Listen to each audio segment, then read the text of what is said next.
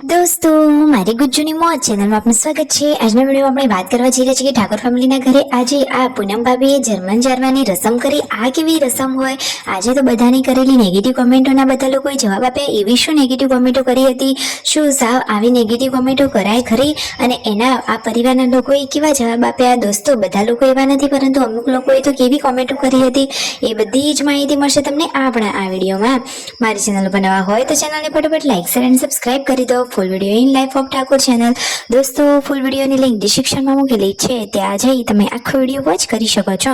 હવે ટૂંકી ટચુકડી live latest trending માહિતી મેળવવા માટે કરી દો મારી ચેનલને ફટાફટ સબસ્ક્રાઇબ। તો ચાલો દોસ્તો, વધારે રાહ ન જોતા વિડીયોની શરૂઆત કરી દઈએ। તમે વિડીયોમાં લાઈવ જુઓ કે પૂનમ ભાભી તો આ જર્મન જારવાની રસમ કરવા માટે કુવા પાસે પહોંચી ગયા છે। છોટુ બેબીને હવે 1.5 મહિનો થઈ ગયો છે, તો એમને ત્યાં એવો રિવાજ હોય છે કે જર્મન જારવાની રસમ કરવાની હોય। આ રસમમાં શું હોય તમને ખબર છે? જુઓ, એમાં તો કુવામાંથી પાણી ખેંચીને બેડલા ભરીને ઘરના પાણીયારે મૂકવાના હોય છે, અને આ રસમ બેબીની માતા કરે છે। તો પૂનમ ભાભી આ રસમ નિભાવી રહ્યા છે। જુઓ, એ તો અહીંયા કુવામાંથી પાણી ખેંચી રહ્યા છે અને એનાથી જ બેડા ભરી રહ્યા છે ને બેડું ઉપાડીને ચાલ્યા પૂનમ ભાભી તો હવે ઘરે।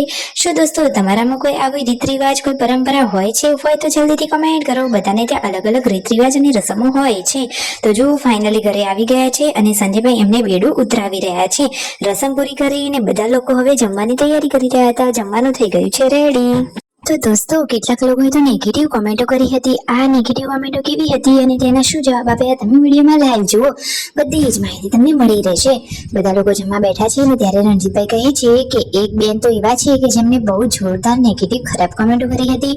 એવું તો કહે છે કે રાકેશભાઈ, તમને તો આ રણજીતભાઈ અને સંજયભાઈ ફોસલાવી રહ્યા છે। તમારા ગોરા સહી ચેક ઉપર સહી કરાવી રહ્યા છે અને તમારી બધી જ પ્રોપર્ટી હડપી લેશે। શિલ્પા ભાભી અને રાકેશભાઈને બધા લોકો અલગ રાખે છે, યશ્વીને ઘરે એકલી મૂકીને જતા રહે છે। શું તેઓ બધા લોકો ભેદભાવ કરી રહ્યા છે? શું પ્રોબ્લેમ છે? કેમ એમને સારું નથી રાખતા? આવી બધી ખરાબ ખરાબ કોમેન્ટો કરી હતી અને કહે છે કે શિલ્પા ભાભી, રાકેશભાઈ, તમે લોકો ગાંધીનગર જતા રહો અને ત્યાં તમે કંઈક સિલાઈ મશીનનું કામ કરો, અલગ રહો, એ તમને કશું જ નહીં આપે।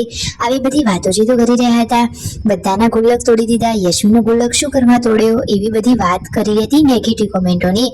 તો દોસ્તો, એવું કશું જ નથી। આ ફેમિલીમાં બધા લોકો હળી મળીને રહે છે। રણજીતભાઈએ સરસ જવાબ આપી દીધો છે કે અમે જે પણ કામ કરીએ 3 ભાઈઓનું સરખું જ કરીએ છીએ।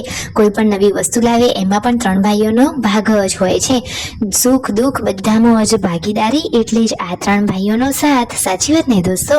તો એવું કશું જ નથી। તો આપણે કોઈનું જ સારું કરી ના શકીએ, તો જે સારું થતું હોય એમાં પણ શું કરવા દખલઅંદાજી કરવી પડે?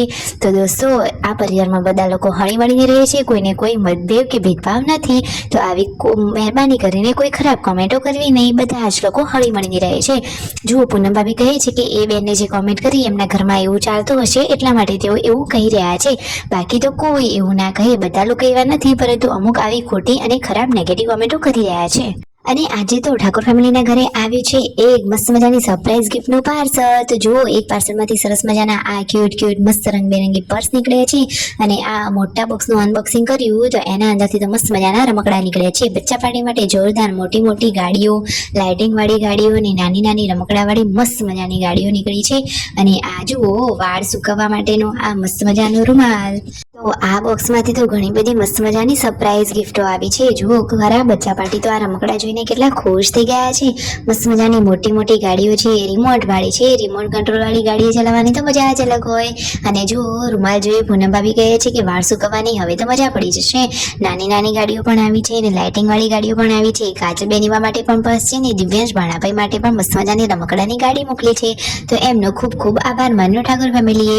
પછી તેઓ ખેતરમાં ગયા હતા, તો ખેતરમાં જુઓ કામકાજ ચાલુ હતું કૂવાનું, અને ત્યાં આ કાચબો મળી ગયો તો જેન્સુને ગુડ્ડુ તો એને રમાડી રહ્યા છે। જુઓ તો ખરા કે એમને તો બીક પણ નથી લાગતી। અને આજે તો શિલ્પા ભાભી આ તૈયાર થઈને ક્યાં ચાલ્યા? અચાનક તેઓ પિયર જઈ રહ્યા છે। શું એ રિસાઈને જાય છે? અરે ના રે, શું કરવા રિસાઈને જાય? એ તો કહે છે કે હું તો હસતા હસતા રિસાઈને મારા પિયરીએ જઈ રહી છું, એ રીતે મસ્તી કરી રહ્યા છે રણજીતભાઈની સાથે। તો ફાઇનલી જુઓ, રાકેશભાઈ, યશુ અને શિલ્પા ભાભી એ તો ચાલ્યા ગનવાડા એમના પિયરીએ। રાકેશભાઈ જઈ રહ્યા છે તેમના સાસરીએ। ઘરે આવ્યા હતા વિક્રમભાઈ, તેમના વાઈફ અને તેમનો દીકરો।